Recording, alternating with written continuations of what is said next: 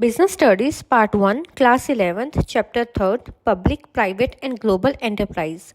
Today we are going to discuss about government company. Government company देखो कौन कौन सी होती है।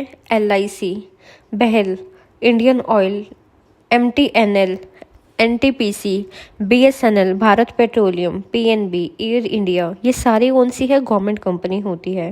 ठीक है, अब गवर्नमेंट कंपनी कौन सी कंपनी होती है? ये वो कंपनी होती है जिसमें 51% या उससे ज़्यादा जो पेड अप कैपिटल है वो गवर्नमेंट इन्वेस्ट करती है। ये जो कंपनीज होती है ये कंपनीज एक्ट के अंडर ही रजिस्टर्ड होती है और जो भी कंपनी एक्ट में प्रोविजंस लिख रखे हैं उसके अकॉर्डिंग जो है ये क्या करती है? काम करती है। Most business unit owned and managed by the government fall in this category. जो भी बिजनेस यूनिट जिनको ओन और मैनेज गवर्नमेंट करती है वो सारी गवर्नमेंट कंपनी की कैटेगरी में आती है। ये कुछ एग्जाम्पल है गवर्नमेंट कंपनी के।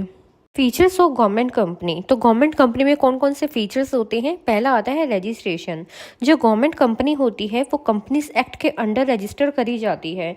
ठीक है, जितने भी प्रोविजंस लिखे होते हैं कंपनी एक्ट में वो सारे गवर्नमेंट कंपनी पे अप्लाई होते हैं। ठीक है, ऑनरशिप जो है वो गवर्नमेंट की रहेगी, चाहे वो ऑनरशिप होली हो या पार्टली हो। The share capital of this companies owned by the government. जो भी कंपनी की शेयर कैपिटल होगी वो किसके पास होगी? गवर्नमेंट के पास होगी, गवर्नमेंट ने उसको ऑन कर रखा होगा। सेपरेट एंटिटी, गवर्नमेंट कंपनी जो है वो रजिस्टर्ड होती है, ठीक है, बनाई जाती है कंपनी एक्ट के अंडर, तो इसकी जो है एक सेपरेट लीगल एंटिटी होगी। मतलब ये जो कंपनी रहेगी, ठीक है, ये किसी भी प्रॉपर्टी को खरीद भी सकती है, बेच भी सकती है और ऑन भी कर सकती है अपने नाम से। ठीक है, साथ में जो गवर्नमेंट कंपनी है वो ये किसी पे केस कर भी सकती है और कोई भी इस कंपनी पे केस कर सकता है। ठीक है, जो मेन मोटिव रहता है गवर्नमेंट कंपनी का वो रहता है सर्विस प्रोवाइड करना और प्रॉफिट भी अर्न करना। ठीक है, मैनेजमेंट एंड कंट्रोल की बात करें तो जो मैनेजमेंट है वो कौन संभालता है? बोर्ड ऑफ डायरेक्टर्स संभालते हैं। ठीक है, अब ये जो बोर्ड ऑफ डायरेक्टर्स होते हैं इनको कौन अपॉइंट करता है? इनको गवर्नमेंट अपॉइंट करती है। ठीक है, जो मेजोरिटी जो डायरेक्टर्स होते हैं उनको गवर्नमेंट अपॉइंट करती है। स्टाफिंग की बात करें तो जो एम्प्लॉयज़ होते हैं यहाँ के, ठीक है, गवर्नमेंट कंपनी के, वो गवर्नमेंट कंपनी खुद हायर करती है। ठीक है, तो गवर्नमेंट कंपनी हायर करती है अपने खुद के एम्प्लॉयज़ को और जो उनकी सैलरीज जो होएगी और क्या क्या फैसिलिटीज़ इन एम्प्लॉयज़ को दी जाएगी वो कंपनी रूल्स में लिखा होता है। फ्लेक्सिबिलिटी रहती है गवर्नमेंट कंपनी में। ठीक है, ये एक इंडिपेंडेंट तरीके से काम करती है।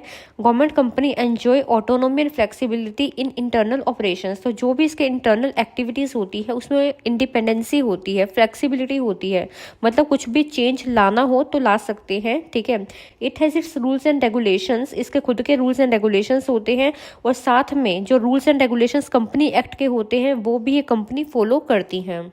अगर मेरिट्स की बात करें तो पहला आता है इजी फॉर्मेशन, कि इसको बनाना जो है वो काफ़ी इजी होता है। ठीक है, जो भी इंडियन कंपनी इस एक्ट की रिक्वायरमेंट है आप उसको फुलफिल करके जो है इसको बना सकते हो। फिर आता है internal autonomy.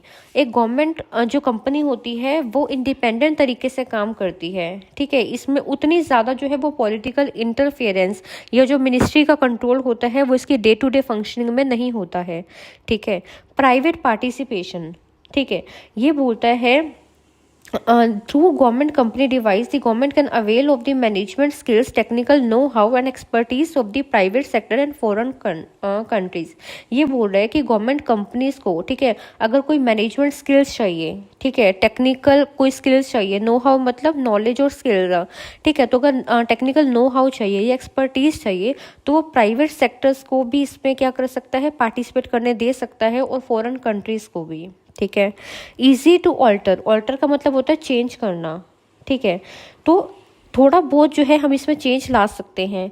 Objectives and the powers of government company can be changed by simply altering the memorandum of association of the company without seeking the approval of the parliament.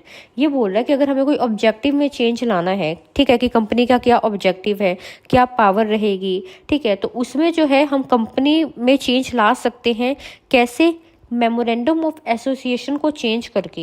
ठीक है, आप मेमोरेंडम ऑफ एसोसिएशन को change करके उसके अंदर changes लाके अपने objectives of power को जो है चेंज कर सकते हो। इसमें आपको जो है पार्लियामेंट के अप्रूवल की ज़रूरत नहीं है। डिसिप्लिन, ये बोलता है कि जो गवर्नमेंट कंपनी है ना, वो कंपनीज एक्ट के प्रोविजंस के अंडर जो है वो चलाई जाती है, ठीक है। जिससे जब इसके प्रोविजंस लगेंगे तो जो मैनेजमेंट है वो कैसी रहेगी, एक्टिव रहेगी, अलर्ट रहेगी और डिसिप्लिन रहेगी। सारा काम डिसिप्लिन तरीके से चलेगा। क्यों? क्योंकि हम जो है कंपनीज एक्ट के रूल्स एंड रेगुलेशंस को फॉलो कर रहे हैं। प्रोफेशनल मैनेजमेंट, ये बोलता है जो गवर्नमेंट कंपनी होती है वो प्रोफेशनल जो क्वालिफाइड मैनेजर होते हैं ना, उनको रखती है कंपनी को मैनेज करने के लिए, ठीक है। जिससे क्या होता है, एक कंपनी में प्रोफेशनल मैनेजमेंट रहेगा, ठीक है। कंपनी जो है एक अच्छे तरीके से क्या करी जाएगी, मैनेज करी जाएगी।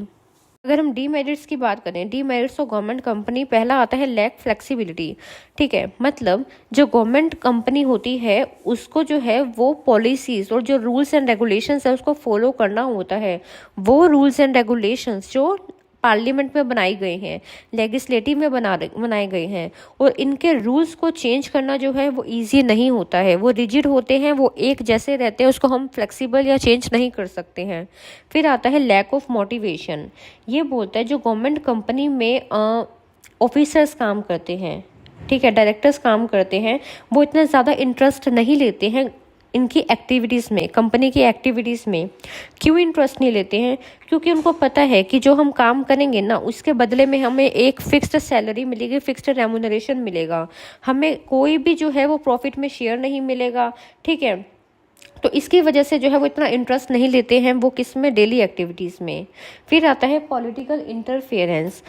मतलब कि जो गवर्नमेंट कंपनी होती है उसमें थोड़ी बहुत जो इंटरफेरेंस है वो पॉलिटिकल पार्टीज की, जो पॉलिटिकल लीडर्स है उसकी चलती है, ठीक है। With the change in government constitution और board changes this affect working adversely. ये बोलते हैं अगर गवर्नमेंट चेंज होती है, ठीक है, तो उससे बोर्ड वगैरह भी चेंज होएगा, जिसकी वजह से जो वर्किंग है कंपनी की वो एडवर्सली अफेक्ट होएगी। नेक्स्ट आता है लैक ऑफ ऑटोनोमी। ऑटोनोमी का मतलब इतनी इंडिपेंडेंसी नहीं होती है। ये बोलता है हाँ मानते हैं कि जो गवर्नमेंट कंपनी होती है वो ऑटोनोमस बॉडीज होती है, बट कहीं ना कहीं उनको जो कोई भी डिसीजन लेने से पहले जो है वो गवर्नमेंट की परमिशन जो है वो चाहिए होती है। फिर आता है delay in decisions. The government companies have to depend upon government in for decision deciding policy matters resulting in delaying the decisions. ये बोलते हैं जो गवर्नमेंट कंपनीज होती है इसको गवर्नमेंट पे डिपेंड होना पड़ता है कहीं ना कहीं डिसीजन लेने के लिए, जिसकी वजह से जो गवर्नमेंट की अप्रूवल लेने में थोड़ा बहुत टाइम लग जाता है और जो डिसीजंस है वो क्या हो जाते हैं, वो डिले हो जाते हैं, ठीक है, डिसीजंस लेने में देरी हो जाती है। Wastage of resources, there is a good amount of wastage of resources. ये बोल रहा है गवर्नमेंट कंपनी में जो है वो वेस्टेज होती है रिसोर्सेज की। क्यों? क्योंकि यहाँ पे जो है एक पुअर मटेरियल मैनेजमेंट होता है, जो भी मटेरियल होता है उसका अच्छे तरीके से मैनेजमेंट नहीं किया जाता है। रॉ मटेरियल जो है वो कई बार अनयूटिलाइज रह जाते हैं, वो प्रॉपर यूटिलाइज नहीं हो पाते हैं, ठीक है। Also corrupt officers place huge orders for raw material and inputs because of bribes and commissions, even though such purchases are not required in large quantities। वो बोल रहे हैं कोई भी प्रोडक्शन करने के लिए जो रॉ मटेरियल की ज़रूरत पड़ती है, ठीक है, वो जो ऑफिसर्स मंगवाते हैं वो क्या मंगवाते हैं, लार्ज क्वांटिटी में मंगवाते हैं, ठीक है, ताकि उनका एक कमीशन बन सके, ठीक है। तो जब वो लार्ज क्वांटिटी में बना लेते हैं तो उसका क्या होता है, प्रॉपर यूटिलाइजेशन नहीं हो पाता है, जिसकी वजह से मटेरियल जो है वो वेस्ट हो जाता है, ठीक है। तो ये क्या है, ये कुछ डीमेरिट्स हैं गवर्नमेंट कंपनी के।